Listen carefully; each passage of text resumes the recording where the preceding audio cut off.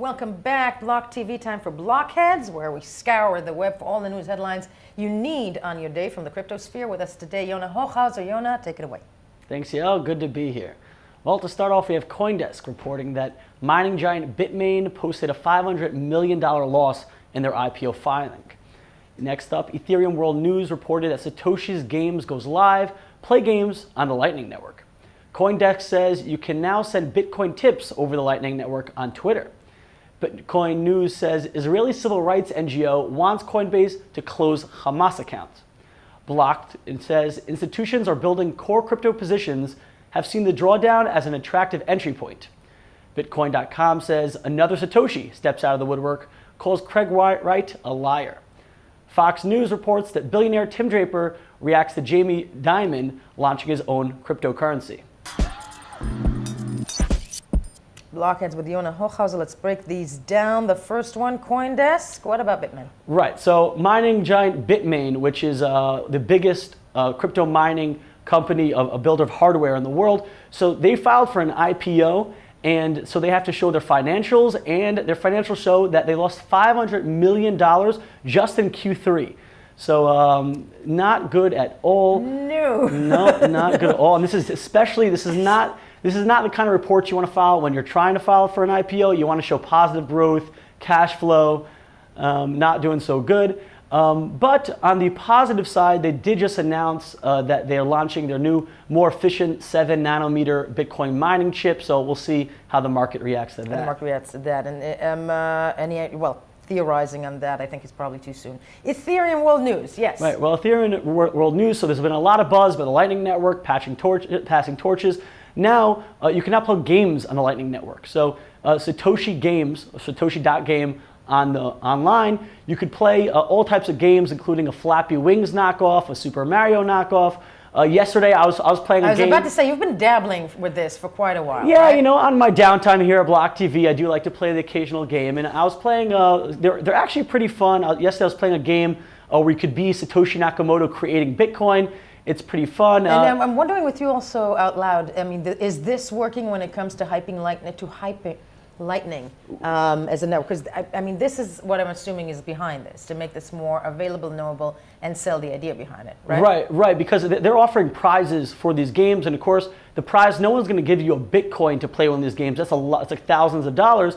But a Satoshi, you know, which is a fraction of a dollar, a couple of dollars, you can do that in the Lightning Network because the fees are so low. So this shows a big potential for Bitcoin network. With the Lightning Network, you can now play gaming. You could almost like a prototype case study in a way. I'm wondering also how many Satoshis make a Bitcoin, but that's just me. Right. Okay, Newsdesk. Well, Newsdesk. So actually, one Satoshi is about 0.0035 cents. So thank you. You have the answer. I got the answer. So you get a dime. Yeah. Be sure to check it out later on BLOCKTV. I'm going to be playing some of those games live, so be sure to check us out.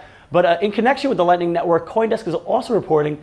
Newsdesk is also reporting that you can now send Bitcoin tips to Twitter users. So there's a Chrome extension. It's called Tippin. You just download it onto your Chrome, and you can now, when you have Twitter, you can now press the Lightning button on a tweet, and you can be sure to send some small amounts of Bitcoin to the poster. This is cool. This will incentivize content creators to now get paid. You know, instead of you post on Twitter, you get followers. Now you could also get some Bitcoin in return. And it's a great PR campaign in many ways, one can argue, and you know, which gets it out there to people like us to tell you. Okay, Bitcoin News. Well, Bitcoin News. So Bitcoin News is reporting that Israeli civil rights NGO, they want Coinbase to close Hamas's account. So the details here is that Hamas opened up an account on Coinbase hoping to raise funds. Their spokesperson said, supporters of our righteous cause to support the resistance financially using Bitcoin. Now, the interesting thing here is that according to U.S. law, it's illegal to donate to Hamas because they are considered a terrorist organization. List. Yeah, there's a list of several terrorist organizations around the world. They definitely are one of them. Right, and Coinbase is based out of the U.S., so it makes it a big problem for Coinbase if they were to keep this account active to allow donations to a terrorist organization. So we'll see how Coinbase reacts. They haven't responded yet. They haven't responded. That we'll be following that one. That's actually quite fascinating. Yes, Blocked. Well, Blocked is reporting that institutions are building core crypto positions even in the downturn. So according to Grayscale report, they were saying that institutions are actually, they view this bear market where the prices of crypto went down. This is a good entry point for them where they could get in cheap, they could get in low.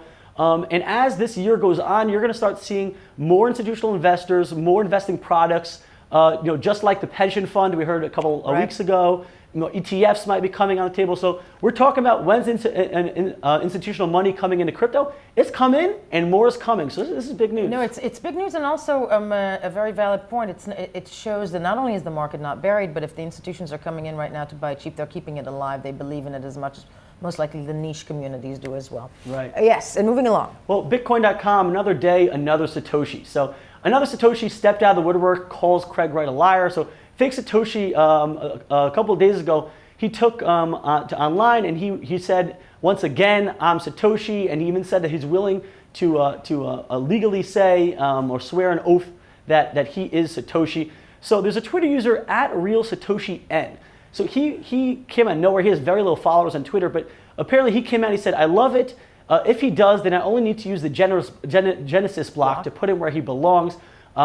So this guy's been claiming apparently for a long time that he's Satoshi. No one's really been paying attention. But so he did actually put some, picture. He put out some keys, some clues that might insinuate he's Satoshi. But once again, he says, I have the keys. I'll put them at a later date, just like Craig Wright does. So a lot of people are saying, either give us the keys or get the fuck out. We're not going to believe you. Give us the keys. No, entirely, and as I said, I am the Queen of England. Well, we do have a picture of him. The funny thing is, a lot of people, when they think of Satoshi, thinking of this grand guy, this genius who started it all.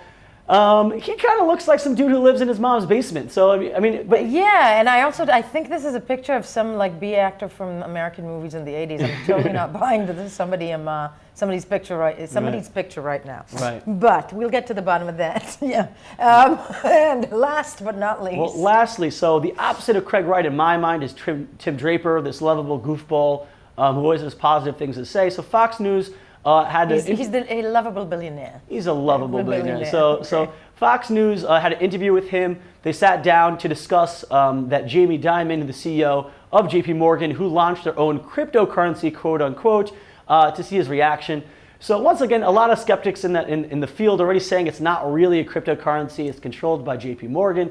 But Tim Draper says he still believes that by 2022, Bitcoin will hit $250,000. And when the interviewee asked him, when are you going to cash out your Bitcoin? He said, why would I trade my Bitcoin for fiat? It's like trading gold for shells. We have that, don't we? I think we do. Let's take a watch. How fast do you think that'll be implemented? I think we're probably 2 years away before everybody is buying coffee. Wow. But you can buy a Colonel Sanders Bitcoin bucket.